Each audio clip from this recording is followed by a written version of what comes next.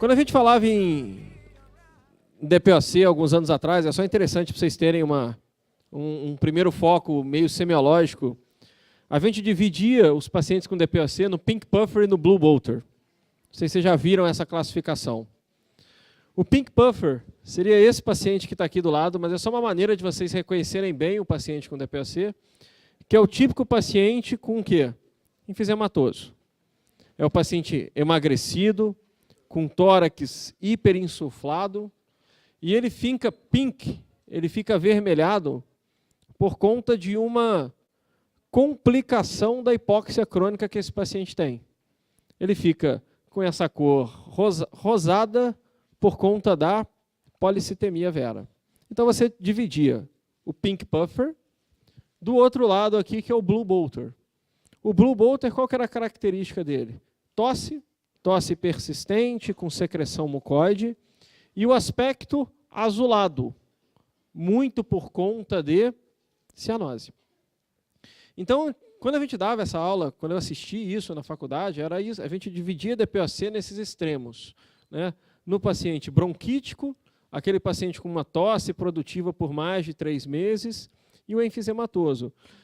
Eu estou dando essa introdução para vocês entenderem que isso aqui acabou um pouquinho, e na verdade a gente classifica esses pacientes hoje, todos como doença pulmonar obstrutiva crônica. Por quê? Porque a grande maioria dos pacientes, eles não se isolam de um lado ou de outro. Eles, na verdade, apresentam componentes dessas duas características. Mas é interessante, para sempre que vocês olharem para esse paciente, você pense em uma doença, a doença pulmonar obstrutiva crônica, com duas formas de apresentação bem distintas. Um paciente que evolui para um lado enfisematoso, e eu vou falar um pouquinho das características desse enfisematoso, e um paciente que evolui para outras características do bronquítico. A DPOC já é a terceira maior causa de morte hoje no mundo, isso é um dado bem importante. E o que acontece na DPOC? Então, vamos lembrar um pouquinho de fisiologia, porque lembrando da fisiologia, a mesma coisa que a gente fez na cetoacidose. Vocês vão ver que vai ficar extremamente fácil da gente entender vários aspectos.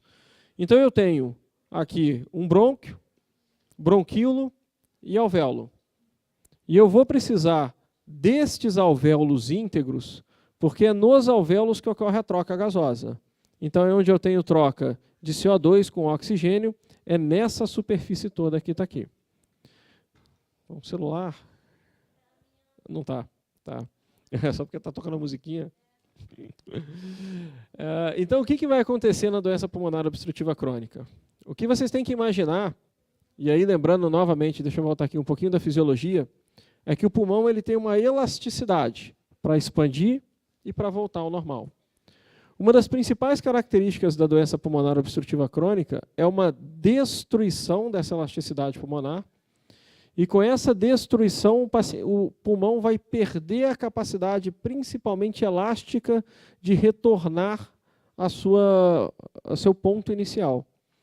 E com essa perda dessa capacidade de voltar ao ponto inicial, vai ter uma grande dificuldade, principalmente expiratória. E o segundo ponto que começa a ocorrer é a destruição dos alvéolos.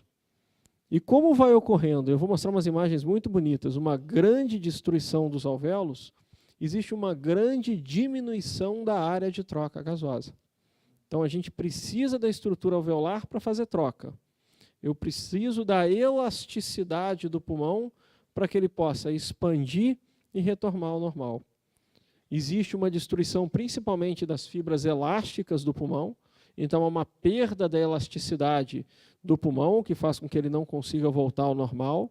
Então há uma dificuldade principalmente expiratória importante, e há uma destruição progressiva das estruturas alveolares, o que leva a uma diminuição grande da área de troca gasosa. Por que acontece isso? Aí aqui não vai dar tempo de entrar em detalhes, mas a principal causa da doença pulmonar obstrutiva é o cigarro. Isso cair em questão de prova, né? Um paciente da entrada com dispneia progressiva, apresenta história prévia de efizema que está relacionada à seguinte causa. É só tomar cuidado de não marcar asma, de não achar que asma é uma causa significativa ou importantíssima de DPOC. A principal causa vai ser tabagismo.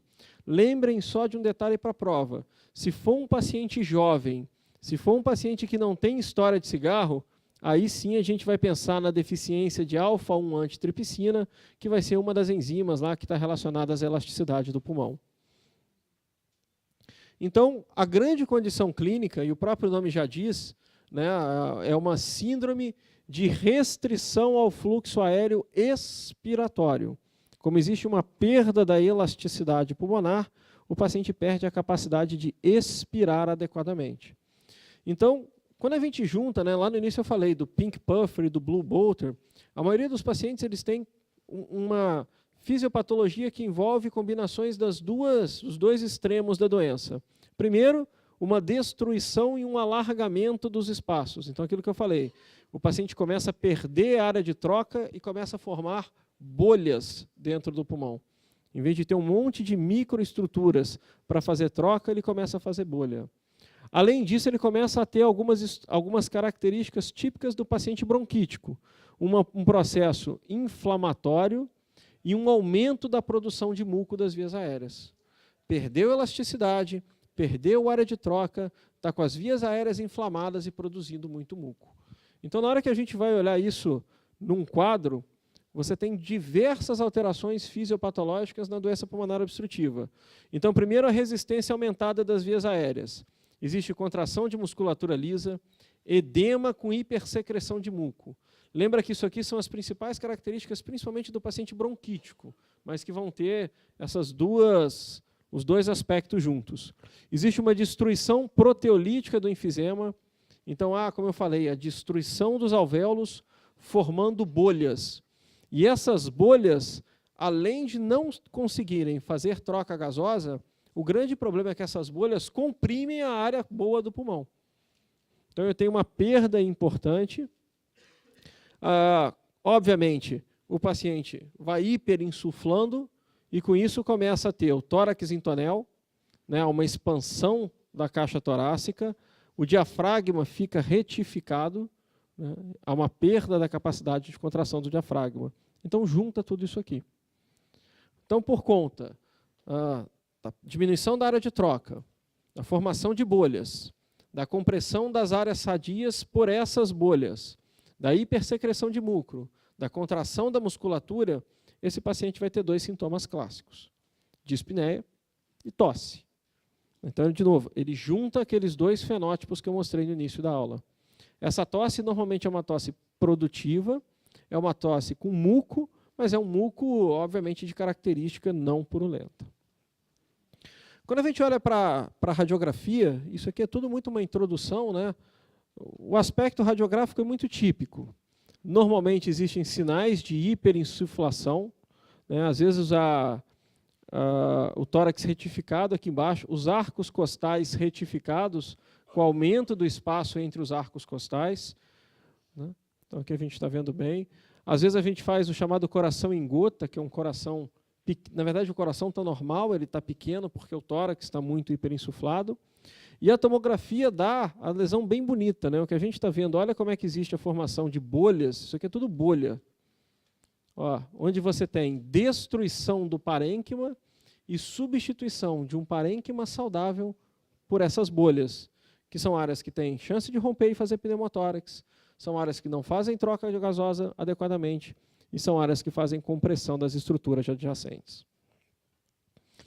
Primeiro ponto que costuma cair em prova e que os pneumos choram sem parar. Ninguém entende espirometria. Vocês fazem curso de eletro, vocês ficam preocupados em entender o eletro, mas ninguém está nem aí para a espirometria. O exame mais importante da vida do pneumologista a gente ignora. Então vamos tentar entender um pouquinho a espirometria. A espirometria ela tem dois parâmetros principais. E assim, eu vou dar os conceitos bem básicos. Eu sou endócrino, então eu sei o basicão da espirometria, mas que é o que vocês precisam muitas das vezes para fazer prova. A gente tem dois parâmetros principais. A chamada capacidade vital forçada e o volume expiratório forçado no primeiro segundo. Se a gente lembrar que a doença pulmonar obstrutiva crônica, eu já estou dizendo para vocês, que é uma doença principalmente expiratória, o nosso grande marcador vai ser exatamente o volume expiratório forçado no primeiro segundo. Isso é, aquela capacidade que eu tenho de soprar o ar no primeiro segundo, vai estar extremamente o quê? Diminuída. E eu tenho uma relação que eu faço entre o volume expiratório forçado e a capacidade vital, que é o chamado índice de Tifenot, que é um grande marcador de obstrução. E o terceiro marcador para a gente importante, na verdade o quarto, é a mesma coisa, é o fluxo expiratório forçado entre 25% e 75% da capacidade vital forçada. É só imaginar que está valendo fluxo expiratório forçado, que também vai estar comprometido na DPOC. Então eu tenho um marcador para doença de padrão restritivo, que não é o nosso caso aqui, um bom marcador para doença obstrutiva, que é o volume expiratório forçado, o índice de Tifenot, que obviamente, se o numerador é o volume expiratório forçado e o denominador é a capacidade vital, se esse aqui tiver diminuído, o índice de Tifenot na DPOC vai estar sempre o quê? Diminuído. Então, olha como é que a gente vai... estava aqui. Ficou fora de ordem. Então, olha como é que a gente vai trabalhar com a espirometria. Eu vou olhar o índice de Tifenot. Eu vou olhar a relação volume expiratório sobre capacidade vital. Se ele for menor do que 0,7, ele vai caracterizar a presença de obstrução. Ok? Depois eu vou olhar o volume expiratório forçado. Se ele tiver menos do que 0,8 ou 80% do previsto, e aí o previsto para idade, para sexo, eu vou avaliar a intensidade da doença. E se eu tiver uma diminuição da capacidade, aí eu já estou avaliando uma gravidade maior da doença. Então, olhem só, porque isso vai ser importante lá na frente para a gente definir tratamento. Eu consigo definir a DPOC por níveis de gravidade. Leve, moderada, grave e muito grave. O que chama atenção nessa classificação?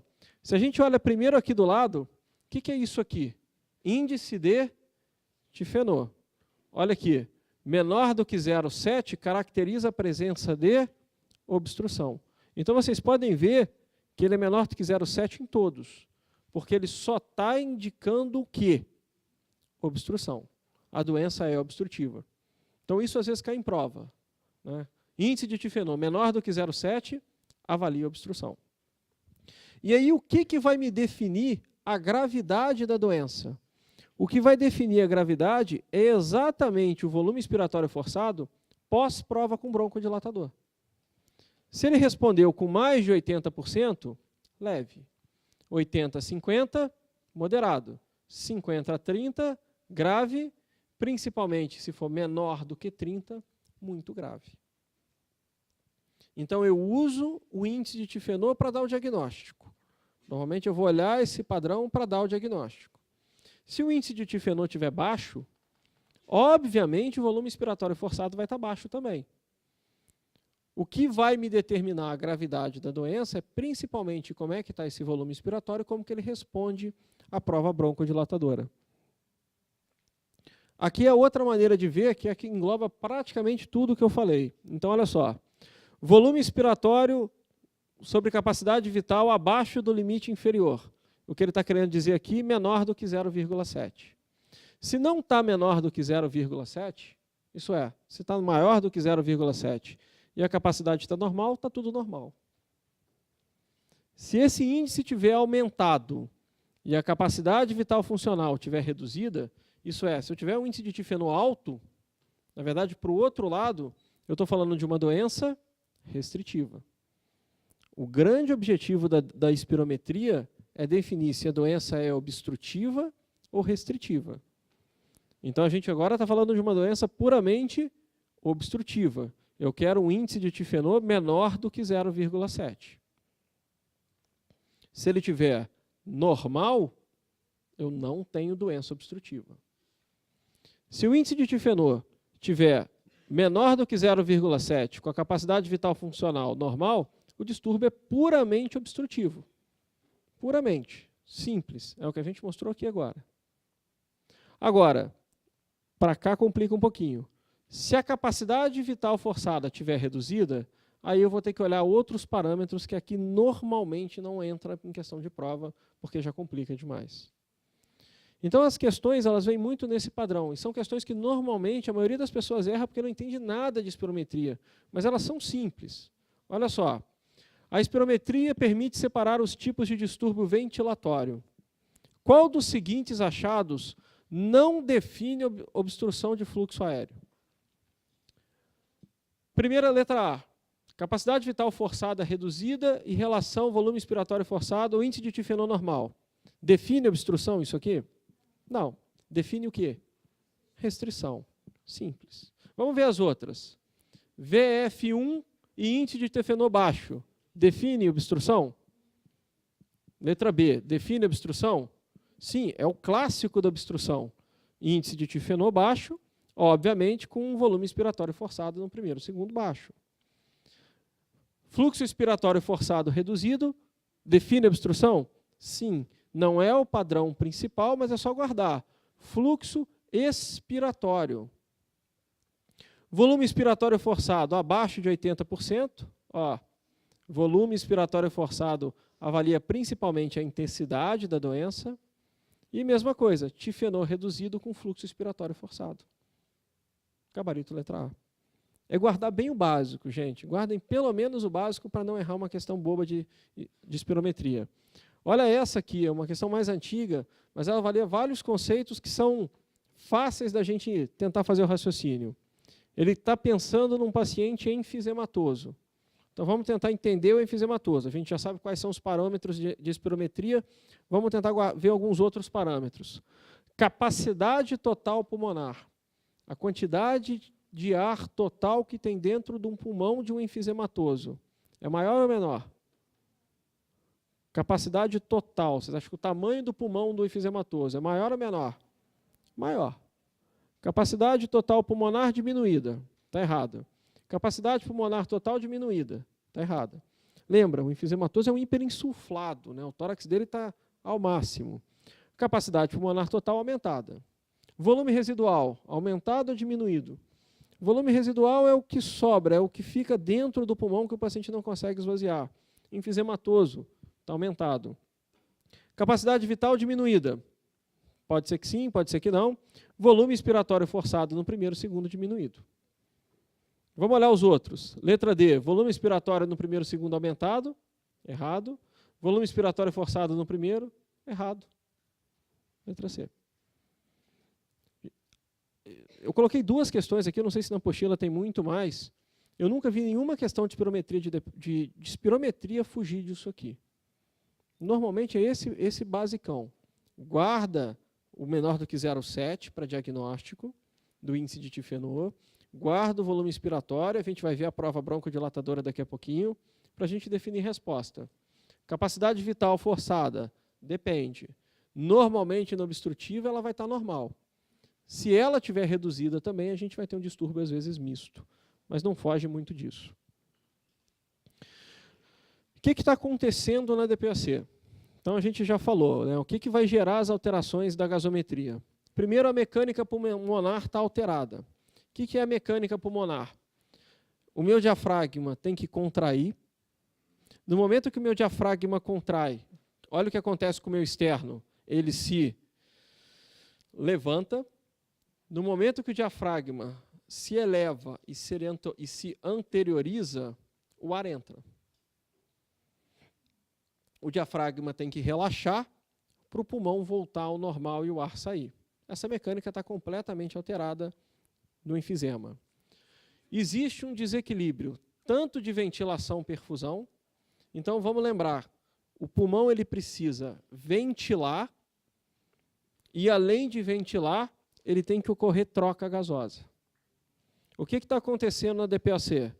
O pulmão está hiperinsuflado, as vias aéreas estão edemaciadas, tem produção de muco, ele primeiro não está ventilando adequadamente. Existe hipoventilação alveolar.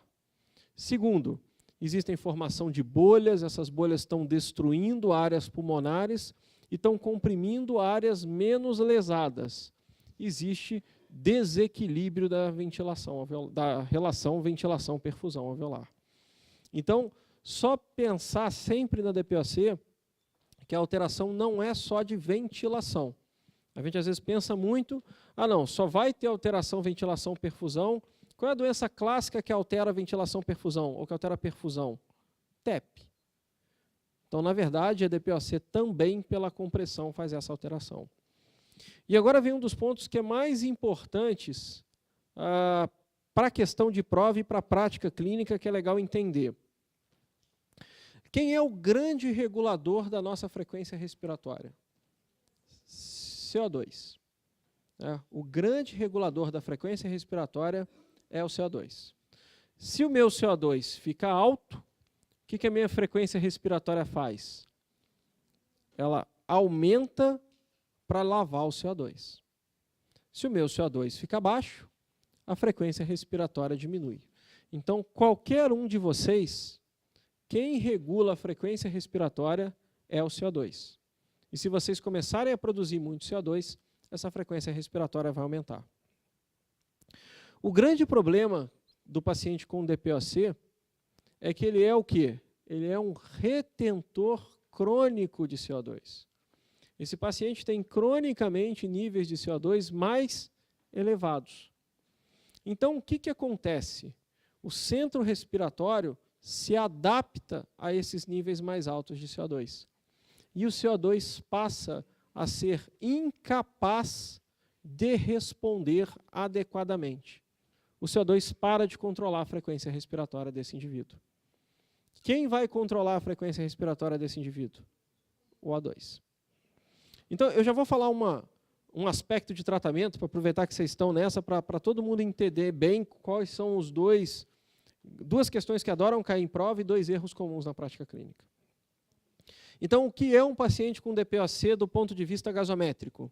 Ele é um paciente normalmente que está o quê? Hipoxêmico e hipercapnia.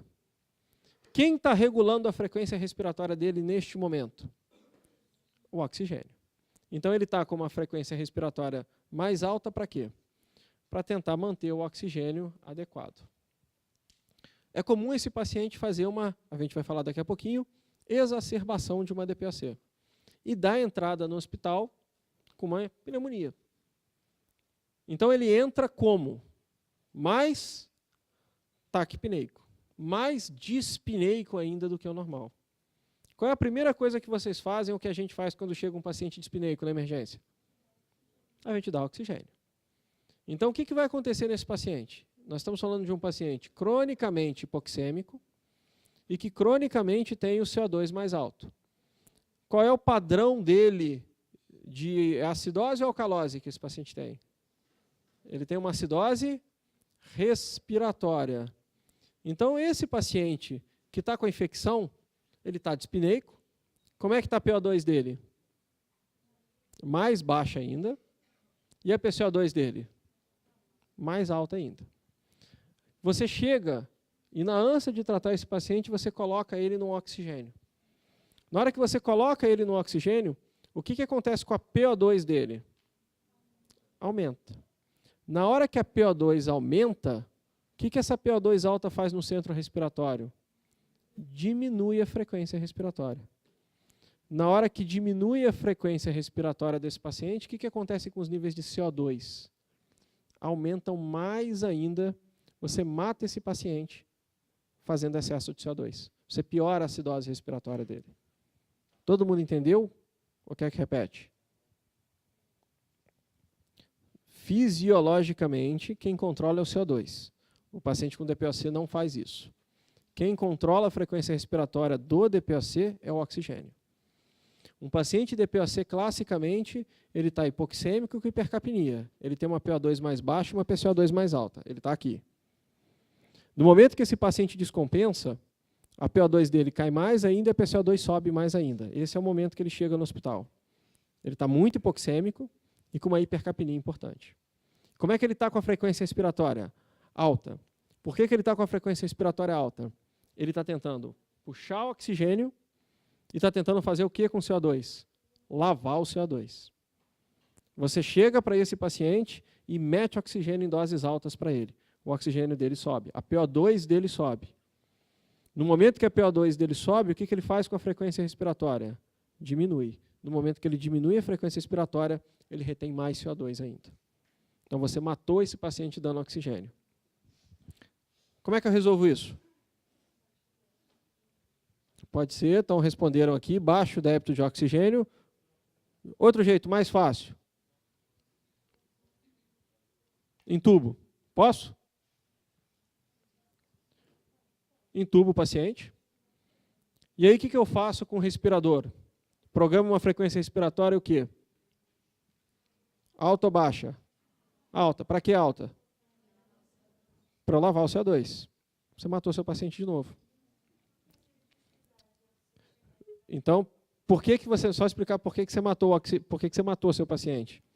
Porque se esse paciente está com CO2 cronicamente elevado, como é que o corpo compensa isso? Como é que o corpo compensa uma acidose respiratória crônica? O rim produzindo bicarbonato. Então, os níveis de bicarbonato desse paciente são altos. Se você coloca esse paciente no respirador e limpa rapidamente o CO2 dele, esse paciente vira de uma acidose respiratória para uma alcalose metabólica. Então, o raciocínio é colocar o paciente em oxigênio em baixas concentrações. E lembrar que este paciente ele está acostumado com hipoxemia. Ele está acostumado com hipercapnia. Você não quer normalizar o padrão respiratório dele. Você quer simplesmente tirar ele do estado grave que ele está naquele momento. Então, isso gosta muito de cair em prova. Nunca se dá oxigênio em grandes quantidades para um paciente desse. Você nunca vai dar oxigênio em máscara para um paciente com DPOC, porque você vai fazer com que o próprio oxigênio deprima o centro respiratório dele e vai levar esse paciente a uma piora da acidose. E você nunca entuba esse paciente e coloca o respirador para lavar CO2. Esse paciente é cronicamente com hipercapnia. Ele tem cronicamente os níveis de CO2 altos. Você tem que fazer isso de maneira lenta. Então, esses são dois aspectos importantes dessa parte. Então, eu acho que um pouquinho é isso. O que costuma cair? Fisiopatologia, entender um pouquinho lá tudo que está acontecendo, entender que o paciente ele vai ter tosse, ele vai ter dispneia. O grande comprometimento é expiratório, os conceitos básicos de espirometria e essa perda de resposta. Para o tratamento da DPOC, a gente usa muito o padrão GOLD, né, que é a Global Initiative for Chronic Obstructive Lung Disease. É o documento que vai me determinar todas a base para tratamento, né? Então, ela vai me dar nível de evidência, né, e o nível de evidência, primeiro, a primeira coisa que tem que fazer é parar de fumar. A primeira etapa no tratamento da DPOC, interromper o tabagismo. Os fármacos broncodilatadores são os principais para o tratamento sintomático da DPOC. São administrados à medida das necessidades de forma a prevenir ou reduzir os sintomas. E aqui ele vai me dar todos os broncodilatadores, a gente vai falar um pouquinho, eu vou colocar isso em ordem para vocês agora. Então, olha só, você suspeitou de um paciente com DPOC. Qual é o exame que você vai pedir? Espirometria. O que você vai buscar? Índice de tifenor. Menor do que 0,7, confirmou o diagnóstico de doença obstrutiva. Vai fazer a prova broncodilatadora para definir qual é o estágio. E pelo estágio, a gente vai definir qual é o tratamento. Para aquele paciente no estágio 1, então está aqui, com uma DPOC leve, isso é, índice de tifenor menor do que 0,7, o volume expiratório forçado maior do que 80%, com ou sem sintomas, o tratamento começa, e essa sequência agora é muito simples, começa com um broncodilatador de curta duração. Qual é o mais conhecido de todos? É o Berotec, o Someterol, SOS, se necessário. Então, primeira etapa do tratamento, a gente vai fazer o broncodilatador de curta, conforme necessidade. E aqui o broncodilatador que a gente está falando é o beta-agonista. Então vamos lembrar, o beta-agonista é um agonista que ativa o receptor beta-adrenérgico no pulmão, e o beta-adrenérgico no pulmão faz broncodilatação. Os principais efeitos colaterais a gente não precisa falar. É o mesmo receptor beta do coração que vai fazer principalmente o quê? Taquicardia. Naquele paciente que a gente passou para DPOC moderada, olha que interessante, continuo com índice de Tiphenol menor do que 0,7, né, o volume expiratório forçado agora entre 50 e 80, vou fazer o tratamento regular com um ou mais broncodilatadores, a reabilitação pulmonar e posso usar corticoide dependendo da resposta na espirometria. O que é o mais importante? Tratamento regular com um ou mais broncodilatadores. Se o broncodilatador de curta falhou, qual é a próxima etapa? Broncodilatador de longa. Então, sigam a sequência. Sai do broncodilatador de curta, passa para o broncodilatador de longa. Se eu quiser acrescentar um outro broncodilatador, qual é a segunda droga de escolha? O primeiro é um beta-agonista, é um agonista do sistema simpático. O agonista do sistema simpático faz broncodilatação. Se o simpático faz broncodilatação, o parasimpático faz broncoconstrição. Então, eu tenho que dar um antiparasimpático, que vai ser, na verdade, um anticolinérgico. Qual é o principal anticolinérgico que a gente conhece? O hipatrópio e o tiotrópio. Então, guardem isso. Quando eu faço o famoso Berotec 420, eu estou fazendo um beta-agonista junto com um anticolinérgico.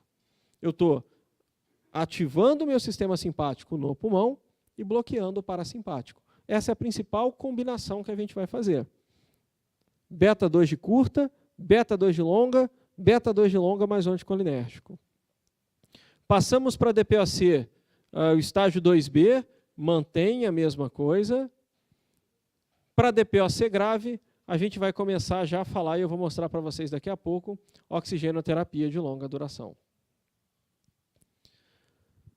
Teofilina, aminofilina, praticamente não se usa mais. A gente vai usar isso para crises assim, extremamente agudizadas, e mesmo assim tem muito pneumo que fala que não tem valor nenhum.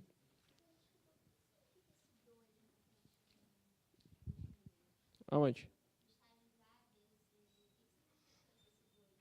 Aqui em cima?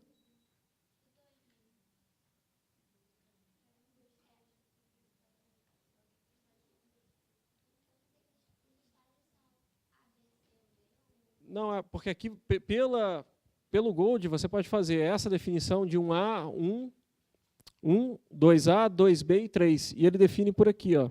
É a mesma coisa do moderado, do leve, moderado e grave. Leve, moderada, grave e muito grave. Importante, nenhum desses medicamentos mostrou modificar o declínio da função pulmonar. Qual é a única coisa que modifica o declínio da função pulmonar? Parar de fumar. São medicamentos que melhoram a sintomatologia e as complicações da doença. O tratamento regular com corticoide inalado apenas deve ser prescrito no tratamento sintomáticos que tiverem uma resposta espirométrica documentada ou com exacerbações repetidas. Lembrem só um pouquinho de não confundir DPOC com crise de asma. Na asma, qual é o principal problema da asma? É uma hiperreatividade das vias aéreas e você tem um componente inflamatório como importante. E o corticoide vai ser a base da terapia. Para a DPOC, e é muito importante porque você vê muito pneumo associando DPOC, associando corticoide inalatório para paciente com DPOC desde o início, e a gente sabe que isso não tem indicação. Que, na verdade, o Gold coloca, se você tem um paciente com DPOC e asma associado, se você tem presença de eosinofilia, e principalmente se você tem uma boa resposta na espirometria, aí sim vale a pena adicionar o corticoide. Ou naquele paciente que está fazendo muita exacerbação. Mas não é um medicamento que tem que ser usado do início para o tratamento da DPOC. Então é importante, o corticoide inalatório não aumenta a sobrevida, não previne o declínio da função respiratória. Agora, ele diminui a intensidade da tosse, diminui a frequência de exacerbação, diminui o número de internações para aqueles pacientes ou que responderam na espirometria ou que estão fazendo exacerbações frequentes. Então, não é um medicamento para ser usado continuamente. Cirurgicamente, bulectomia, que é exatamente a retirada. Olha o tamanho das bolhas que a gente vê dentro do tórax do paciente. Olha aqui, isso aqui é pneumotórax, isso aqui é pneumotórax, o resto é bolha. Então você tenta fazer uma bulectomia, que é tirar, transplante pulmonar, que é a única estratégia terapêutica disponível que aumenta a quantidade, e tentar reduzir volume para aqueles pacientes que têm uma perda grande de função. Qual é a única terapia que mostra a melhora da sobrevivência do paciente na DPOC? Oxigênio. Mais de 15 horas por dia é a única terapia que mostrou efetiva. Quais são as indicações de oxigênio? Lamentavelmente, isso aqui tem que decorar, gente. PO2 menor do que 55, ou saturação menor do que 88, com ou sem hipercapnia. PO2 entre 55 e 60, com evidência de hipertensão pulmonar, insuficiência cardíaca congestiva ou policitemia. Então, isso é questão que costuma cair. 3 pacientes com DPOC. Qual deles tem indicação de oxigenoterapia? PO2 de 56 isolado tem indicação de oxigenoterapia? Não, tem que ser menor do que 55. PO2 de 58 com insuficiência cardíaca congestiva, essa aqui a gente discutiu bastante, porque se a gente olhar aqui, ó, PO2 entre 55 e 60, a gente às vezes, e aí tem uma discussão do próprio pessoal da pneumo, se você tiver uma insuficiência cardíaca congestiva, pensando em, e essa é a discussão, em cor pulmonale, você pode pensar em colocar oxigenoterapia. Mas se for uma insuficiência cardíaca que você não saiba a causa, teoricamente não teria tanta indicação. E uma PO2 de 59 com policitemia, esse aqui vai ser a grande indicação. É uma questão que a gente discutiu pra caramba, porque a gente acha que essa letra B podia ser aceita, mas... O único tratamento que já foi demonstrado, então é isso, reduzir mortalidade é oxigênio. O que vai ser, para quem for fazer prova de emergência, que cai muito é exatamente os critérios, o que é a exacerbação? É aquele paciente que piora a dispneia, que aumenta a produção de escarro e que o escarro se torna purulento.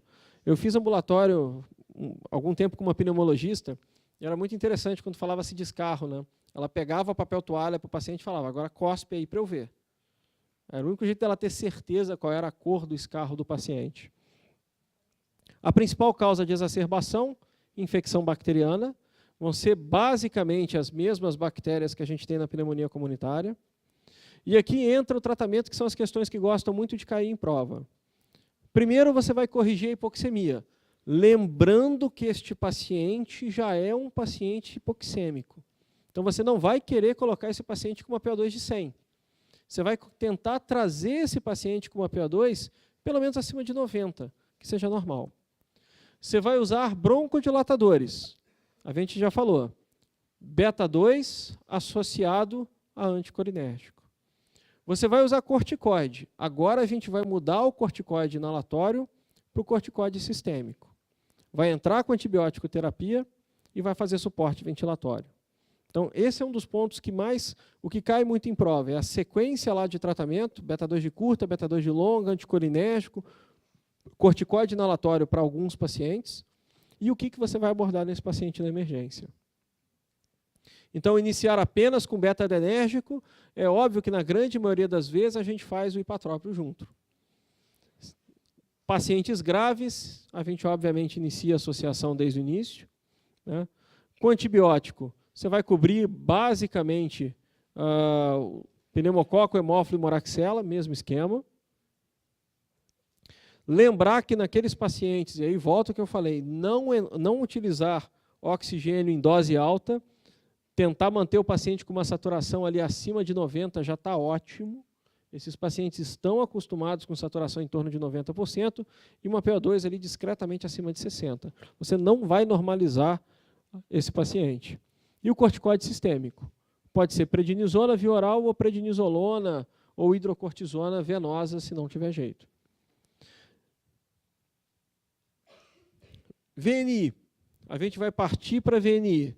Naquele paciente que tiver com insuficiência respiratória, usando musculatura acessória, frequência respiratória alta e uma acidose mais grave. Eu sempre falo para os meus alunos para vocês prestarem sempre atenção em musculatura abdominal de paciente. O paciente, fisiologicamente falando, a nossa inspiração funciona só com diafragma. Eu só preciso de diafragma para inspirar. A partir do momento que eu começo a utilizar musculatura acessória, e aí o mais fácil da gente ver o reto abdominal, é porque o paciente já está entrando em fadiga do diafragma ou não está conseguindo segurar com o diafragma. Então, sempre que vocês pegarem um paciente, que vocês estão na dúvida, como é que está o padrão respiratório do paciente, coloca a mão na barriga do paciente. Se vocês verem um paciente utilizando com força a musculatura reto-abdominal, fiquem preocupados. Esse paciente é um paciente que vai evoluir rapidamente para insuficiência respiratória se você não intervir. Porque ele já está usando a musculatura para tentar auxiliar na expiração. Então, prestem sempre atenção nesse ponto. E a gente vai entubar esse paciente tanto. Obviamente, olha lá, dispneia grave com uso já de musculatura e respiração abdominal, taquipneia é importante, hipóxia é importante, obviamente paciente parado, acidose e confusão e sonolência. Qual é o grande padrão que gosta de se pedir normalmente em prova e qual é o grande padrão para vocês? Primeiro, eu acho a respiração abdominal um dado importante e, obviamente, o outro grande padrão é o quê? Melhor do que qualquer parâmetro laboratorial, nível de consciência. O paciente começou a afundar, começou a rebaixar, é o momento que você vai pensar em jogar esse paciente para o tubo. Então, essas aqui são algumas das questões básicas que caem sempre, né? Paciente com diagnóstico de doença pulmonar DPOC. Começa a ver com calma, em uso de beta-2 agonista de longa, com corticoide inalatório, além de beta-2 de curta. Se a gente tivesse que associar um medicamento aqui, qual seria o próximo? Anticolinérgico, é quem está faltando aqui. Faz fisioterapia para atenuar sua dispneia crônica. Nos últimos 3 meses, vem com piora da dispneia, febre, tosse com expectoração purulenta e queda do estado geral. Critério clássico para exacerbação de DPOC. Esse paciente chegou na emergência, você discute se esse paciente tem indicação de intubação ou não. Qual seria o melhor padrão? Hipóxia, acidose respiratória, diminuição do nível de consciência, uso de musculatura acessória. Esse é o padrão de questão que caiu em 2011, caiu em 2013, que cai sempre. Desses todos, nível de consciência. Segundo Gold, o objetivo a ser alcançado quando se faz oxigenoterapia complementar, então o que eu quero quando eu coloco um paciente em oxigênio? De novo, eu não quero normalizar. Não adianta vir falar que eu quero saturação acima de 95. Não adianta que com a oxigenoterapia, olha lá, saturação maior do que 98 com um índice de difenol normal. Eu não vou normalizar a espirometria dele. O que eu vou querer com esse paciente? Qual é o meu objetivo primário? Colocar uma saturação sempre acima de quê? Acima de 90, com uma PO2 acima de 60. Esse é o padrão nosso de tratamento. Chegou esse paciente com uma saturação de 90, 90 e pouquinhos, ótimo. Mantém ele ali com 2, 3 litros de oxigênio, dose baixinha, para não deprimir o sistema respiratório. Ele vai ficar dispneico, ele vai continuar taquipneico, e você vai manter ele com esse padrão. Essa é uma questão mais antiga, mas que mostra muito um conceito que não mudou, né? No tratamento ambulatorial da POC, a sequência mais eficaz e racional na introdução de drogas é aquela sequência que a gente discutiu. Corticoide de cara? Não. Beta-2 de cara? Ok. Aminofilina e metilxantina de segunda? Não. Xantina de primeira? Não. Padrão clássico. Embora isso aqui a gente já fala que nem saiu fora. Beta-2 de curta, beta-2 de longa, anticolinérgico e corticoide. Olha só, quanto ao manejo de um paciente com DPOC descompensado, novamente exacerbação, é correto afirmar, na utilização da ventilação mecânica, é importante se buscar uma rápida normalização dos gases sanguíneos. O que acontece se você lavar o CO2 rapidamente? O paciente vai para a alcalose metabólica. Então, não, ele é um retentor crônico, não precisa. A utilização de oxigenoterapia é indicada para obter uma normalização da saturação do oxigênio. Não. Outro conceito importante, não vai normalizar. Não vai normalizar a PCO2, não vai normalizar a saturação. O parâmetro que melhor indica a necessidade de intubação é a PCO2. Níveis acima de 60 indicam a necessidade de ventilação mecânica. Obrigatoriamente? Não. Eu posso ter um paciente que eu posso tentar tratar com o quê? Com VNI. A alteração do nível de consciência e a presença de acidemia, né, principalmente acidose metabólica, seriam melhores parâmetros para indicar a necessidade de ventilação. Essa aqui é interessante também. Durante a consulta ambulatorial, o paciente portador de DPOC moderada já está em uso de um beta-2 com brometo de patrópio. Então, já está com beta-2 e anticolinérgico. Refere falta de ar diária e visitas frequentes ao pronto-socorro para exacerbação de sintoma. A conduta é aumentar a dose para 50 de 8 em 8 e associar terapia com antibiótico profilático. Não. Substituir o salmeterol por teofilina de liberação lenta. Tá? Não. Checar a técnica do uso de medicação atual e aderência ao tratamento. Se estiverem adequadas, associar corticosteroide inalatório em baixas doses, a fim de verificar a resposta objetiva da função. Vamos ver a letra D. Associar teofilina de liberação lenta. Não. Associar corticoterapia inalatória em alta dose. Não. Novamente, é o mesmo padrão.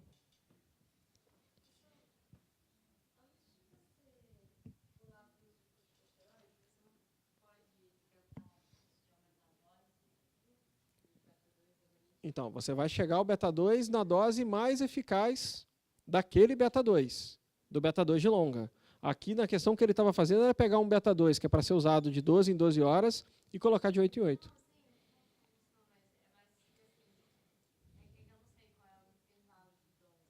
Aí depende do beta-2, que é igual o anticolinérgico. Então, hoje, aí não vale a pena para a gente entrar em dose, até eu não conheço hoje todas as doses. Você tem beta-2 que você consegue fazer de longa, de 12 em 12 e hoje até de 24 em 24. É igual o anticolinérgico. Qual é a grande diferença do hipatrópio para o tiotrópio? O hipatrópio você faz de 6 em 6 horas, o tiotrópio você faz uma vez ao dia. Então, primeiro você chega na dose máxima efetiva deles. Depois você associa o corticoide, a não ser que você tenha algum daqueles critérios. O paciente que tem asma associado, o paciente que está fazendo exacerbações frequentes, idas frequentes à emergência, nesse você pode tentar o corticoide. A maioria dos pneumos, e aí estou falando mais por experiência, associa muito rápido o corticoide hoje. É interessante, eu perguntei, mas o protocolo não é seguir, eles já colocam hoje, como você tem o beta-2 com corticoide na mesma, eles fazem muito. Okay? Paciente do sexo masculino com 72 anos de idade, internado com exacerbação de DPOC, está recebendo oxigênio, beta-2 de curta, brometo de patrópio, além do antibiótico. Enfermeira solicita a presença do médico, pois o paciente está sonolento, com Glasgow de 7. Tem muito o que fazer, né? Glasgow abaixo de 9, intuba.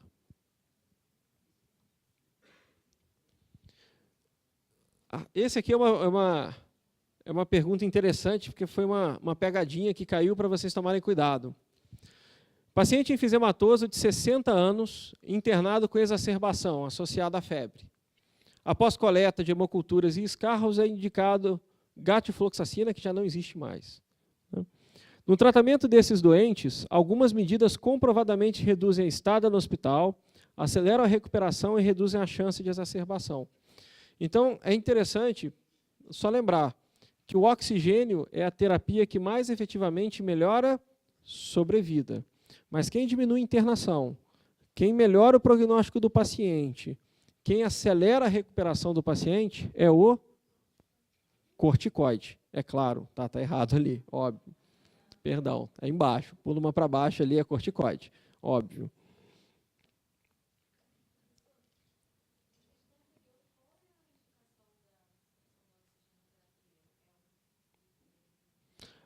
Não, aqui você não vai... Esse paciente, ele provavelmente, não dá para a gente saber, mas dificilmente 1 litro por minuto vai fazer esse paciente afundar. Tá? Hein? 1 litro é um volume muito baixinho. É exatamente o que você usa nesses pacientes, é de 1 a 3 litros por minuto, que é um fluxo mínimo.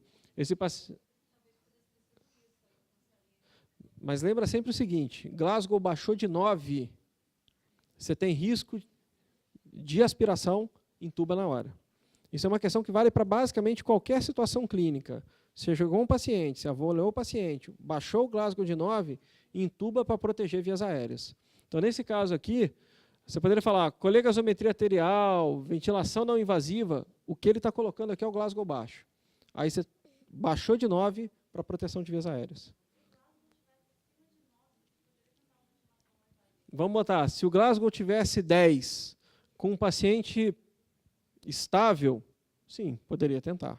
Então, se você tem um paciente que você quer... Essa aqui é uma questão de prova, obviamente é 20 fosforila.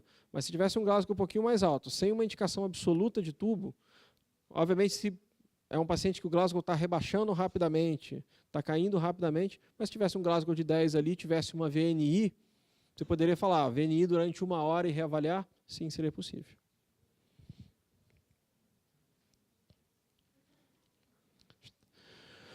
Grande tabagista, grande fumante, 70 anos, exame do estado mental mini-mental de 22 em 30, cansaço em tarefas habituais, tosse crônica e produtiva por pelo menos 2 meses. Baixo peso, face espletórica. É interessante que aqui ele misturou os dois, ele misturou o bronquítico e enfisematoso. Tem uma PO2 de 57, saturando a 90 com hematócrito de 56. Seu médico assistente considerou oxigenoterapia. Por quê? A tosse crônica produtiva causa incapacitação frequente. O uso contínuo do oxigênio pode reverter o quadro de demência. Apesar da saturação estar em níveis aceitáveis, a policitemia é importante. Esse procedimento diminui os riscos potenciais de infecção. Quais são as indicações de oxigenoterapia? PO2 menor do que 55, ou entre 56 e 59, na presença de policitemia vera. É o decoreba de sempre.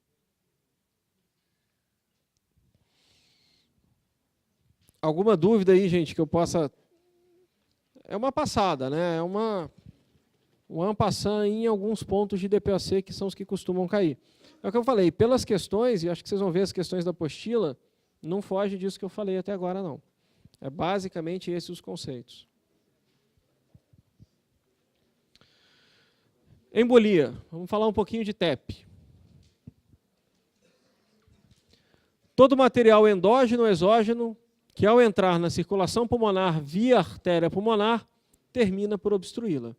Origem mais frequente, trombose venosa profunda de membros inferiores. Poplítea, femoral, ilíaca, cava inferior, átrio direito, ventrículo direito, artéria pulmonar. Então aqui não tem muito mistério.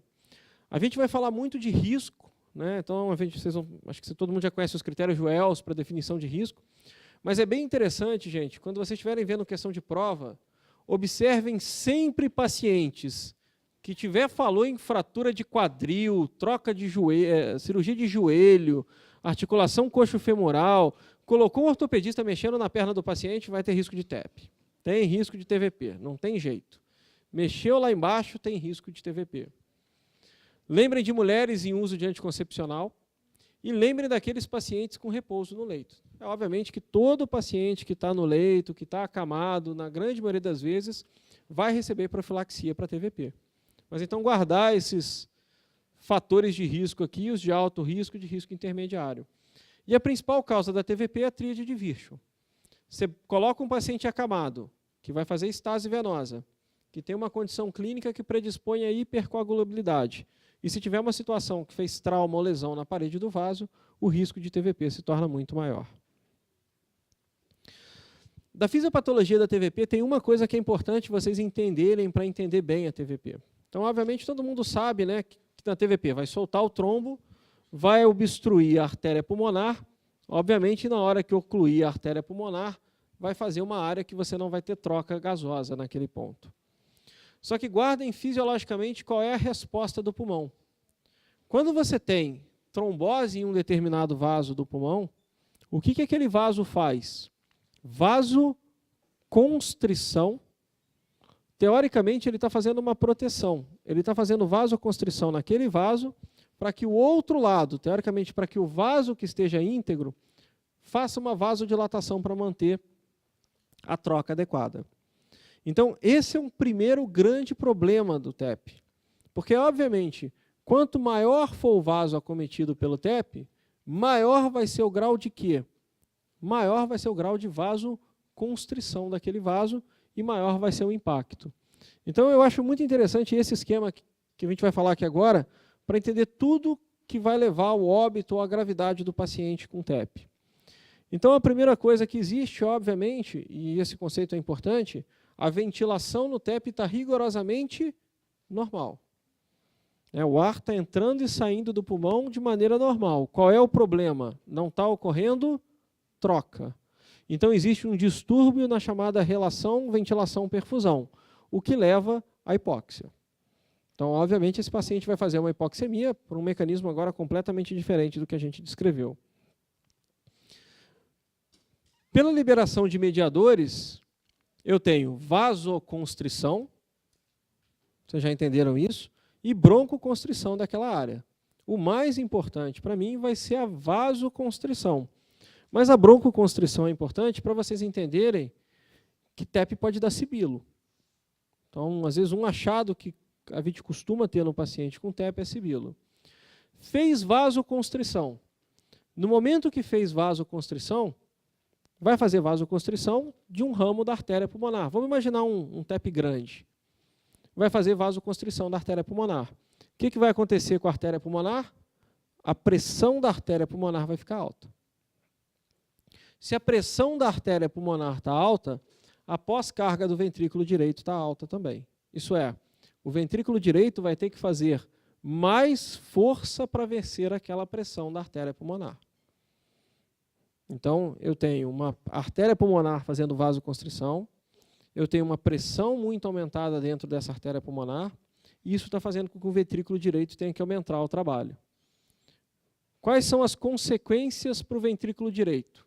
Primeiro, disfunção de VD. O ventrículo direito não está preparado para um trabalho tão grande. A pressão sistólica dentro do VD chega a 25 milímetros de mercúrio numa pessoa saudável. Se essa pressão aumenta muito, o ventrículo direito não tem força para vencer isso. Tem uma disfunção de VD.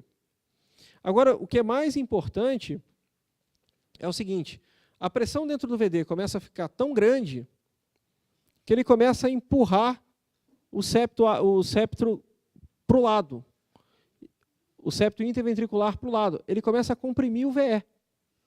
A pressão dentro do VD é tão alta que ele empurra o VE. Então, o VE, que estava desse tamanho, vamos imaginar isso aqui, fica desse. Se o VE tem o tamanho reduzido, o VE não consegue o quê? Se encher durante a diástole. Eu começo a ter uma disfunção diastólica de VE.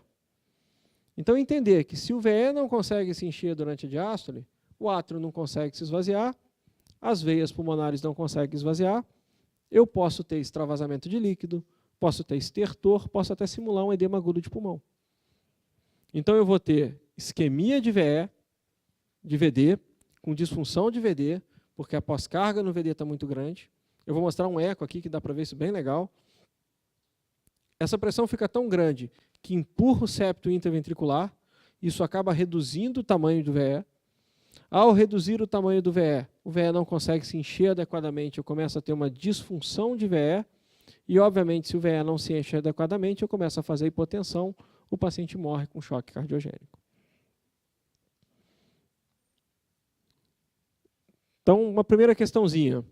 Você está atendendo uma mulher com dispneia súbita, hipóxia e dor pleurítica.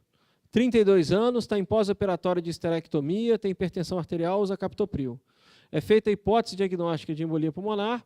Seu colega de plantão sugere que vocês solicitem dedímero. A gente vai falar do dedímero daqui a pouquinho para triagem. Vocês confirmam a existência de um trombo e artéria subsegmentar do pulmão direito e, portanto, TEP. A questão embolou para fazer a pergunta, né, óbvia. O principal mecanismo fisiológico que contribui para a hipoxemia no TEP é hiperventilação, shunt, diminuição de resistência vascular ou alteração de ventilação-perfusão. Questão boba, né? Alteração de ventilação-perfusão. As manifestações clínicas, qual é o principal sintoma de TEP? Dispneia. todos vocês vão atender paciente com TEP. Todos vocês vão estar no plantão bem e vão chamar porque tem um paciente que estava acamado e começou com um quadro de dispneia, taquipneia e taquicardia súbita. Então, a gente vai falar da pontuação daqui a pouquinho. Lembre de alguns dados importantes. Como eu falei, pode ter tosse, pode ter dor, pode ter febre, até uma febre baixa, pela área que vai ter ali, pela liberação de mediadores e tudo mais. Então, cuidado com questão de prova que colocar febre. E aí vocês acabam passando direto, não vai ter febre, acaba passando rapidinho por isso. E hoje a gente avalia muito o TEP através da probabilidade clínica pré-teste. E a gente vai falar do score de Wells para definir o paciente como baixa probabilidade, probabilidade intermediária e alta probabilidade de TEP. Então, o score de Wells, ele vai dar uma pontuação, né? Isso aqui eu nunca vi decorar, eu caí questão de decoreba, mas você dá uma pontuação, e pela pontuação, isso aqui é bom saber porque aqui às vezes eles colocam, eu posso ter um paciente com baixa probabilidade, com probabilidade intermediária ou com alta probabilidade de TEP. Isso chama-se probabilidade pré-teste. Antes de eu fazer qualquer exame no paciente, pelos sinais clínicos que ele tem e pela história, eu consigo saber qual é a probabilidade que ele tem de eu acertar o diagnóstico antes do exame.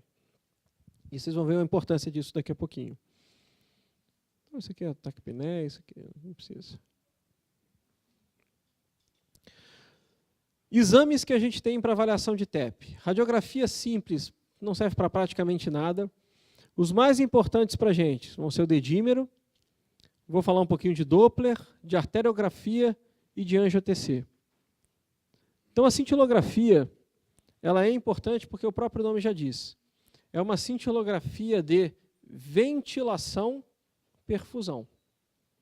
É uma cintilografia que avalia se o pulmão está sendo ventilado e se está ocorrendo ou não troca gasosa.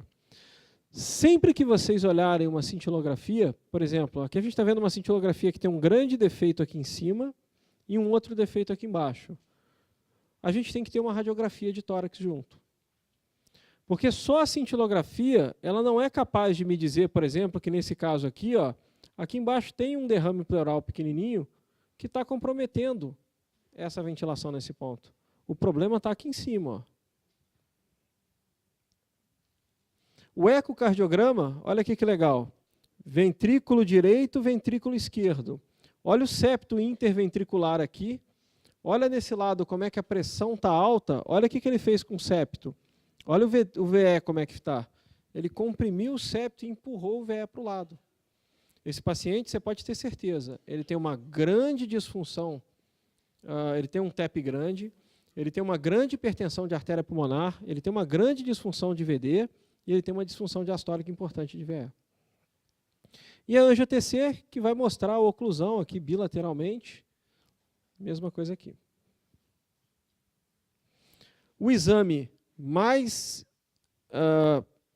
específico que a gente tem é a arteriografia. Aqui a gente está vendo, e aqui também, ó, um TEP imenso aqui ocluindo todo esse vaso. Para que serve o dedímero? E o dedímero é bem interessante. O dedímero ele é extremamente relevante para se excluir diagnóstico e não para se fazer diagnóstico.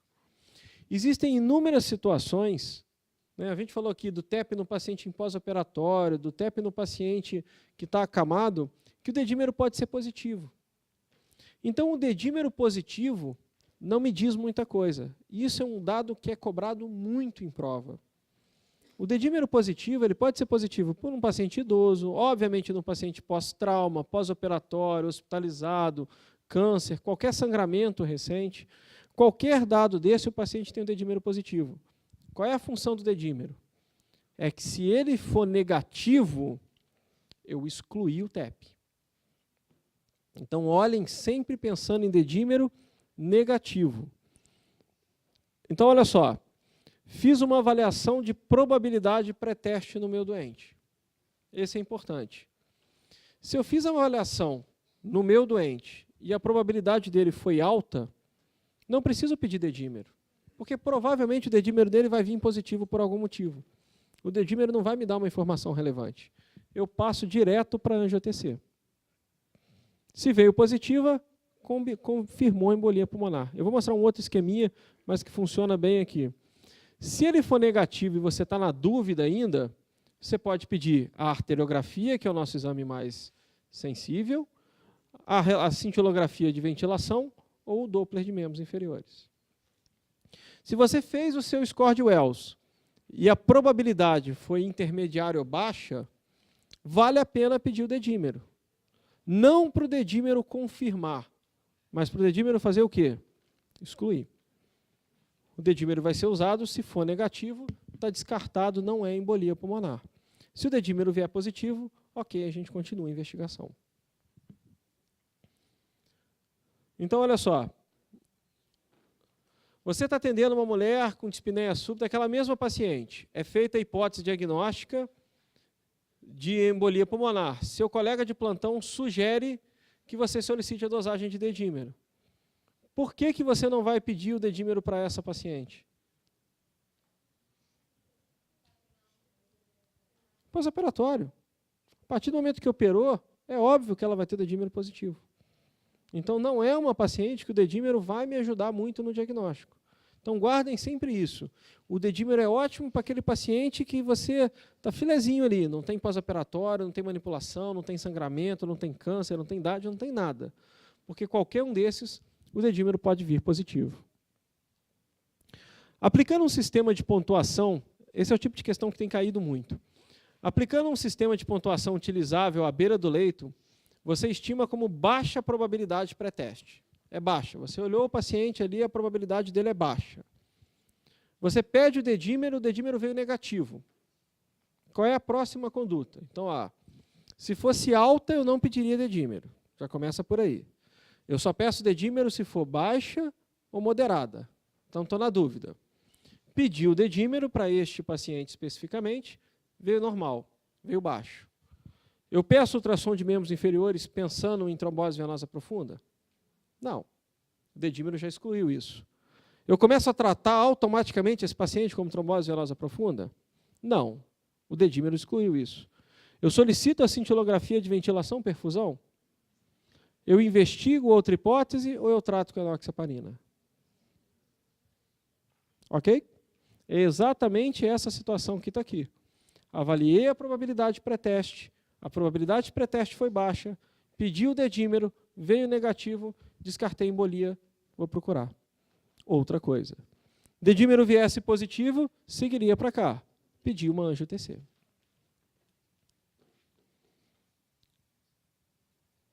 Aqui, no diagnóstico de embolia, o exame mais específico para se avaliar pequenos trombos, isso é uma questão que gosta de cair, arteriografia.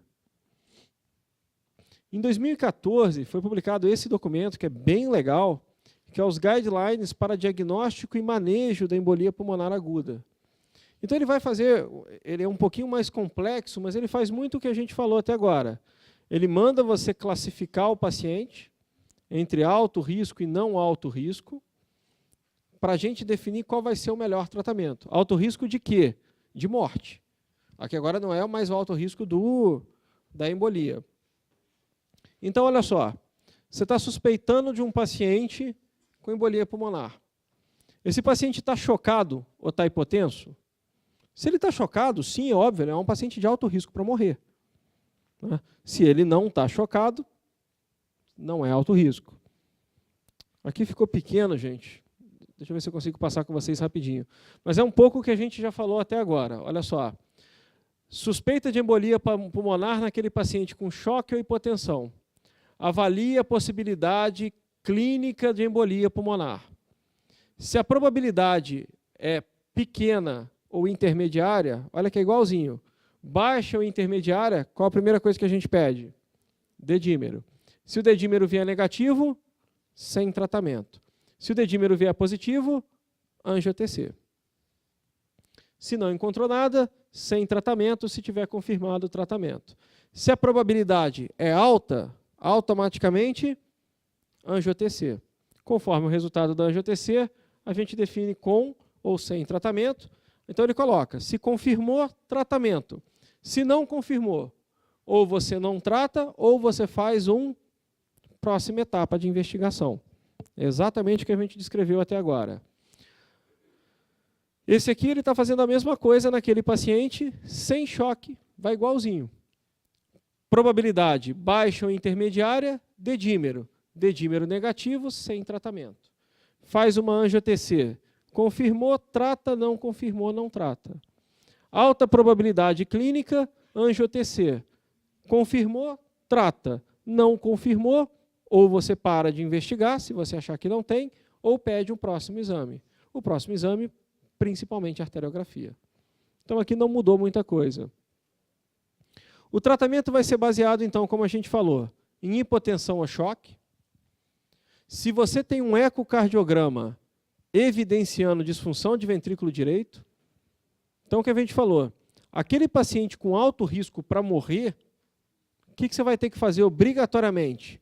Trombólise, a gente vai partir para a trombólise, com heparina não fracionada ou embolectomia em casos selecionados. Naquele paciente não alto, lembra que lá atrás a gente definiu em alto risco para morte e não alto risco. O alto risco, ele vai para a trombólise. O não alto risco, ele vai para a internação com heparina de baixo peso, tanto para o intermediário quanto para o baixo. Então o paciente chegou, eu confirmei a embolia pulmonar. Em embolia pulmonar, eu quero saber se esse paciente tem risco de morte. Se esse paciente tiver risco de morte, eu parto, na maioria das vezes, para trombólise ou embolectomia. Se o paciente não tem risco de morte, ausência de hipotensão, ausência de choque, não tem, eu passo para o tratamento clínico, que é o tratamento padrão, com heparina de baixo peso molecular, com o paciente internado. Então está aqui. Alto risco, anticoagulação imediata, tratar a hipotensão com volume, trombolítico e hipoxemia. Esse é aquele paciente que, se você não resolver rapidamente, ele vai morrer. Então, esse paciente normalmente vai para o tubo, vai começar a heparinização e vai para a trombólise, se for o caso.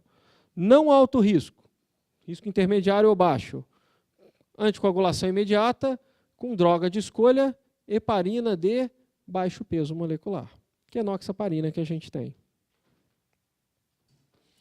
Contraindicações à anticoagulação, sangramento, plaquetopenia, hipertensão, trauma e cirurgia recente, são as contraindicações clássicas, aqui não vale muito tempo. E só isso aqui é interessante, tá, gente? A gente sempre fica falando em fibrinólise, né? A gente fala no infarto, você tem lá tempo porta-balão, no AVC a gente fala hoje em 3 horas ou 4 horas e meia, dependendo do protocolo. E embora o benefício seja nas primeiras 72 horas, no caso do TEP você pode fazer até com um período de 14 dias. Aqui não tem aquela coisa de você ter que fazer a trombólise tão rápida, exceto se for no paciente de muito alto risco. Importante, indicações de filtro. Se você tem um paciente que chegou com trombose venosa profunda e não pode anticoagular, e aí a gente vem quais são as contraindicações, teve um AVC hemorrágico, está com hemorragia digestiva alta, é um paciente que você não pode, de maneira nenhuma, anticoagular, a gente bota o filtro de veia cava. Lembrem só de um detalhe importante sobre o filtro de veia cava, tá, gente? Às vezes eles colocam um paciente com TEP e pergunta qual é a opção para aquele paciente com TEP. Filtro de veia cava não é tratamento para TEP. É para tratamento principalmente do paciente com TVP, do paciente que você quer prevenir a embolia pulmonar. Então, olha só, com relação ao tratamento da TEP, é correto afirmar: o filtro de veia cava está indicado nos indivíduos idosos pelo risco da anticoagulação. Ele vai estar indicado em pacientes que têm contraindicação à anticoagulação. A cirurgia de tromboendarterectomia está indicada nos casos de embolia pulmonar pequena. Você vai fazer uma cirurgia, uma embolectomia para uma embolia pulmonar pequena? Não. A cirurgia vai ser reservada para casos de embolia o quê? Maciça. Fibrinolítico deve ser utilizado nos casos de instabilidade hemodinâmica e hipotensão arterial. Heparina deve ser iniciada após confirmação diagnóstica. A heparina, muitas das vezes, ela vai ser, a gente vai falar um pouquinho, iniciada mesmo sem ter a confirmação total, principalmente baseada no na probabilidade pré-teste. Qual é a causa mais frequente de óbito nos pacientes com embolia pulmonar? Essa eu mostrei para vocês. O que vai matar esses pacientes normalmente? A disfunção ventricular direita. O paciente é internado com dor e edema em panturrilha direita. O Doppler venoso de membro inferior direito confirma a hipótese de trombose venosa profunda. O médico inicia anticoagulação com varfarina. Nos primeiros 5 dias, ele associa heparina em dose plena, pois esse é o conceito básico da varfarina. Qual é o problema da varfarina? Qual é o problema do Marevan? Primeiro, nos 3 primeiros dias, ele tem um efeito pró-trombótico. E ele só começa a fazer efeito, então, depois, principalmente do 4º dia. Então, sempre que... Normalmente, qual é o protocolo clássico para TVP e TEP? A gente inicia com heparina primeiro e depois inicia o varfarina. Tem muito médico que já inicia os 2 de cara. Então, está aqui a pergunta. Ele iniciou o varfarina, mas iniciou a heparina junto. Por quê? Porque reduz o tempo total de sangramento, porque permite manter uma menor dose de varfarina, é necessário maior grau de anticoagulação, é o tempo necessário para o efeito máximo do varfarin. Então, sempre lembrem disso. A gente sempre inicia com a heparina e só depois faz o varfarina, ou se começar o varfarina, começa com a heparina junto. Paciente com 50 anos, previamente rígido, cursou com trombose venosa profunda após trauma em membro inferior direito. Evoluiu com dispneia, dor torácica e cianose. Apresenta hipotensão arterial associada a sinais de hipertensão de artéria pulmonar e disfunção sistólica de VD. A hipótese diagnóstica de embolia pulmonar, a conduta imediata é... Essa questão a gente já discutiu bastante. Por quê? O que vocês acham? Você vai fazer só heparina para esse paciente? Não. É um paciente que está com disfunção, com hipotensão, com hipertensão de artéria pulmonar e disfunção de VD. A hipótese que eles colocaram para a gente trombolítico. Por que não colocaram cirurgia de tromboembolectomia pulmonar? A única explicação é porque o paciente está muito descompensado. Né? Ele está chocado, ele está hipotenso, ele está com disfunção sistólica de VD no eco. Então, você tentaria o trombolítico pelo quadro clínico do paciente. Mas é um paciente com alto risco de morte que você tem que partir ou para trombolítico ou para cirurgia de urgência. Mesma coisa, questão de 4 anos atrás. Quanto ao tratamento medicamentoso para TEP, pode-se afirmar: a heparina não fracionada é mais eficaz do que a heparina de baixo peso molecular. Qual é a diferença das 2 heparinas? Basicamente, a ação e, assim, do ponto de vista prático, a heparina não fracionada precisa de controle com TTPA. A heparina de baixo peso molecular, ela tem menos risco de sangramento e não necessita do controle, mas a eficácia das 2 são iguais. Os trombolíticos estão indicados nos pacientes com TEP maciço e choque, ok? Nos casos oligossintomáticos, o tratamento inicial com varfarina é seguro e eficaz, já discutimos, varfarina sozinho, nunca. Em pacientes grávidas está contraindicado o uso de heparina, isso aqui está errado. Então é isso aí, os trombolíticos estão iniciados nos pacientes com TEP maciço e choque. Paciente de 40 anos em uso de anticoncepcional oral, chega à emergência com queixa de dor em membro inferior após viagem. Realiza ecodoppler que inicia trombose venosa profunda. Conduta? Fácil, né? Anticoagulação com heparina. Espera 3 dias, associa no varfarina. Alguma dúvida aí para a TEP? Não, dá tempo de mais um pouquinho, calma. Eu vou voltar um pouquinho a pedido do Tiago, porque na última prova caíram, tanto nesse ano quanto no ano passado, caíram questões sobre diagnóstico de diabetes. Então ele pediu para dar uma passada rápida com vocês para rever critérios diagnósticos de diabetes, porque foi questão de prova. Então eu vou rever 2 critérios com vocês rapidinho. Né? Então olha só, esses conceitos vão ser importantes. Tenho 2 pacientes obesas, não são diabéticas, não são hipertensas, não têm dislipidemia. São 2 pacientes obesas, metabolicamente magras. Por outro lado, eu tenho esses dois pacientes diabéticos, hipertensos, dislipidêmicos, com fígado completamente tomado de gordura. Por que eu tenho pacientes magros que se comportam metabolicamente como pacientes obesos e por que eu tenho pacientes obesos que se comportam metabolicamente como pacientes magros? Primeiro conceito para vocês, o problema não é só a gordura. O problema não é só o tecido adiposo. É onde que esse tecido adiposo está localizado.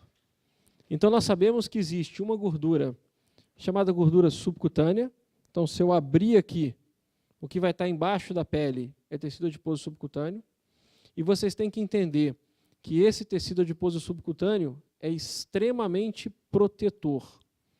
Esse tecido adiposo subcutâneo é importantíssimo para o nosso metabolismo. Agora, se eu passar pelo tecido adiposo subcutâneo, chegar no reto abdominal, abrir o reto abdominal, e embaixo eu tenho gordura visceral. Essa gordura visceral é extremamente deletéria. Então, quando a gente olha paciente igual a esses aqui, qual é a grande diferença desse paciente para essa aqui? Olha a coxa, olha a panturrilha. A panturrilha dessa paciente parece panturrilha de atleta, mas não é porque ela é muito musculosa. É simplesmente porque essa paciente não tem gordura periférica quase que nenhuma. A gordura dela está toda localizada aqui dentro. Olha esse paciente, olha as perninhas dele. Né? Olha o braço dele, onde é que está a gordura toda dele localizada? A gordura está toda localizada aqui dentro. Então, quando a gente olha o diabetes tipo 2, vocês têm que olhar o diabetes tipo 2 como uma doença que tem dois componentes principais. A resistência à insulina e a disfunção de célula beta. O que acontece naqueles pacientes que têm um excesso de gordura visceral? A primeira coisa é que esse excesso de gordura visceral produz uma série de citocinas inflamatórias e essas citocinas inflamatórias induzem a chamada resistência periférica à ação da insulina. Isso é, o tecido adiposo visceral impede que a insulina funcione de maneira adequada onde ela mais precisa funcionar, que é no tecido muscular. Então, quando a insulina não consegue funcionar adequadamente no tecido muscular, a gente chama isso de resistência à insulina. Quem está causando isso? Principalmente a gordura visceral. A gente sabe que esse excesso dessas citocinas inflamatórias também dificulta a formação de tecido adiposo subcutâneo. Qual é a grande função do tecido adiposo subcutâneo? Armazenar os chamados ácidos graxos livres. Armazenar gordura. Se eu não consigo armazenar ácido graxo livre, eu tenho um excesso de ácido graxo livre no plasma. E olha que interessante. Esse excesso de ácido graxo livre vai para o fígado e no fígado ele vai fazer várias coisas diferentes. Primeiro, ele vai ser convertido em triglicérides. Qual é a dislipidemia típica do paciente obeso? Hipertrigliceridemia. Então, guardem isso. O paciente obeso tipicamente tem um triglicerídeo alto, principalmente o obeso visceral. Vai ser convertido em glicose. O fígado começa a produzir muita glicose. Hiperglicemia. Estou mostrando para vocês um perfil de um paciente obeso. Estou mostrando para vocês um paciente que não é só obeso. Ele tem hiperglicemia, ele tem hipertrigliceridemia. E esse excesso de ácidos graxos também vai lá no músculo e vai induzir resistência à insulina. Então, na verdade, a grande causa do diabetes não é só a obesidade. É muito mais uma desproporção, um excesso de gordura visceral com pouco tecido adiposo subcutâneo. Isso faz com que eu tenha uma primeira grande base do diabetes chamada inflamação. Uma segunda grande base do diabetes chamada lipotoxicidade. Combina inflamação com lipotoxicidade e induz resistência periférica à ação da insulina. Além da insulina não estar funcionando adequadamente, como a insulina não está funcionando adequadamente, a minha glicose fica elevada. Então, a resistência à insulina é um comprometimento da resposta biológica à insulina. Obviamente, o paciente não consegue jogar a glicose do sangue para dentro da célula. É um dos principais, talvez o principal defeito do diabetes tipo 2. É um fator preditivo importante para o diagnóstico de diabetes tipo 2.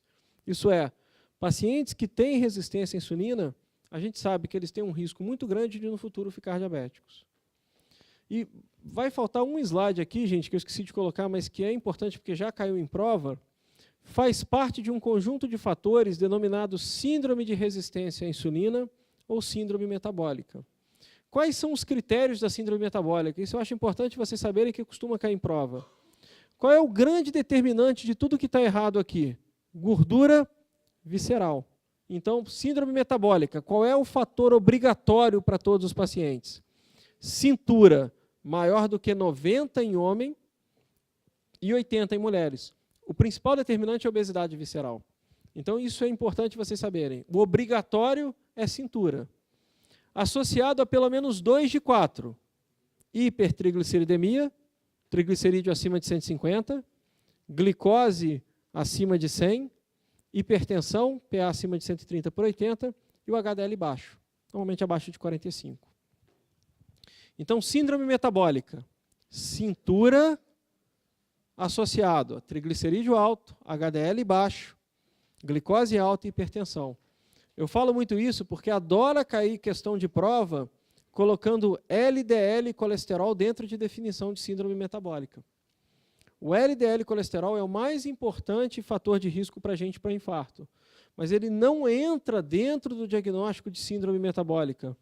Quem entra dentro do diagnóstico de síndrome metabólica, quem entra dentro do diagnóstico de resistência à insulina é triglicerídeo alto e HDL baixo. Quem causa o triglicerídeo alto com HDL baixo? Obesidade visceral.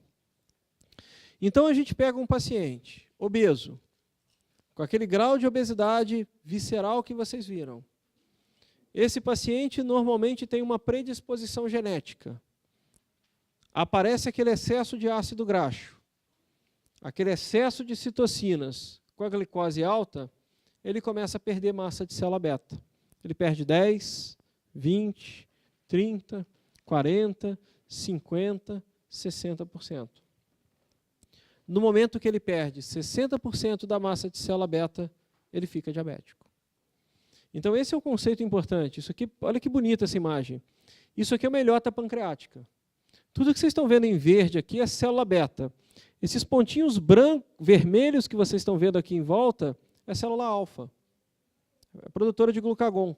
Olha como é que está a ilhota pancreática de um paciente diabético. O que aconteceu com a massa de célula beta? Diminuiu. E as células alfa? Aumentaram. Aqui é a mesma imagem. Olha como é que deveria ser uma ilhota pancreática, célula beta e um pouquinho de célula alfa em volta. No paciente diabético, olha aqui, aumenta muito a célula alfa e reduz a célula beta. Então, vocês têm que começar a ver o diabético também como uma doença. Num primeiro momento, a insulina sobe para tentar vencer a resistência à insulina. Mas, no final, a insulina cai. A gente não fala mais em diabetes tipo insulino-dependente e não insulino-dependente. Por quê? Porque o diabetes tipo 2 também, em algum momento, vai se tornar insulino-dependente. Ele vai precisar de insulina por conta dessa diminuição da massa de célula beta. Então, a disfunção da célula beta é o segundo grande efeito do diabetes tipo 2. Veja, isso aqui é uma visão bem resumida, mas só para vocês entenderem, né, esses são os dois grandes defeitos. Existe, então, um comprometimento da capacidade de secreção de insulina pela célula beta. A célula beta mostra-se incapaz de compensar a resistência à insulina. É a combinação desses dois mecanismos que vai causar a hiperglicemia.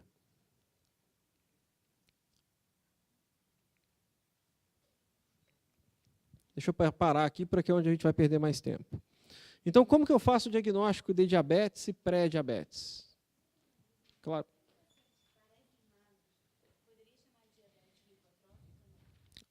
O diabetes lipotrófico é uma outra forma de diabetes. Então, existem as lipodistrofias, que são as doenças caracterizadas por perda de tecido adiposo subcutâneo.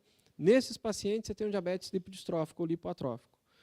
O que eu mostrei são exemplos exagerados, mas o que normalmente você vê num paciente diabético é aquele perfil um pouquinho modificado. Mas não, se é um paciente normal, que tem como característica a resistência à insulina e a perda de massa de célula beta, por um motivo não uma doença genética, a gente chama de DM2. Então, o que caiu nas últimas questões de prova, gente, que vocês têm que saber isso aqui. Tá? Como é que a gente faz diagnóstico de DM2? Primeiro, sintomas de diabetes ao acaso com glicemia acima de 200. Quais são os sintomas de hiperglicemia que eu descrevi na aula passada de cetoacidose e estado hiperosmolar? Poliúria, polidipsia, nictúria, perda de peso. Então é importante isso. E isso adora cair em questão de prova e vocês adoram errar isso. Eu adoro colocar isso em questão de prova e todo mundo erra. Chega um paciente com 350 de glicemia, poliúria, polidipsia. Ele é diabético? Sim. Não preciso de outro exame, não preciso de mais nada. Poliúria, polidipsia, nictúria, glicemia muito alta, 300, 400, 500, esse paciente é diabético. Então, guardem isso. Sintomas do diabetes associados à glicemia casual. Então, a glicemia casual só dá diagnóstico de diabetes na presença de sintomas.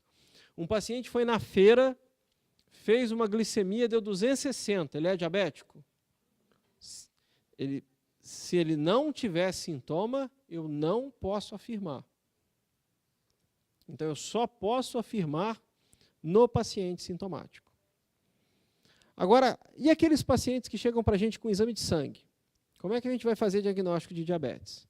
Então, é fácil guardar. Glicose normal tem que ter 2 dígitos, 99 para baixo. Se a glicose em jejum tiver entre 100 e 125, eu digo que esse paciente tem uma glicemia de jejum alterada. Ok? Se esse paciente tem a glicemia maior do que 126, eu digo que ele é diabético. Agora é importante, importantíssimo. Um único exame não me dá diagnóstico de nada. Então, uma única glicemia de 130, mesmo em jejum, não me dá diagnóstico de diabetes. Eu preciso sempre de 2 exames para confirmar o diagnóstico. Quais podem ser os outros 2 exames? Teste oral de tolerância à glicose. Por favor, não existe glicemia pós-prandial. Não existe o paciente ir no laboratório fazer um lanche e voltar 2 horas depois para coletar exame de sangue. Isso não existe. Existe teste oral. Ele vai fazer uma sobrecarga com 75 gramas de destrozol, vai ficar sentadinho no laboratório e 2 horas depois ele vai olhar os exames dele. Ele vai colher uma nova glicose. Normal até 140. Entre 140 e 199, intolerância à glicose. Maior do que 200 em 2 horas, diabetes. E o terceiro padrão que a gente usa é hemoglobina glicada. Aqui tem um errinho na hemoglobina glicada, entre 5,7 e 6,4, intolerância à glicose. Maior do que 6,5, diabetes. Então, olha só, chega um paciente com uma glicose de jejum de 115. Ele é diabético?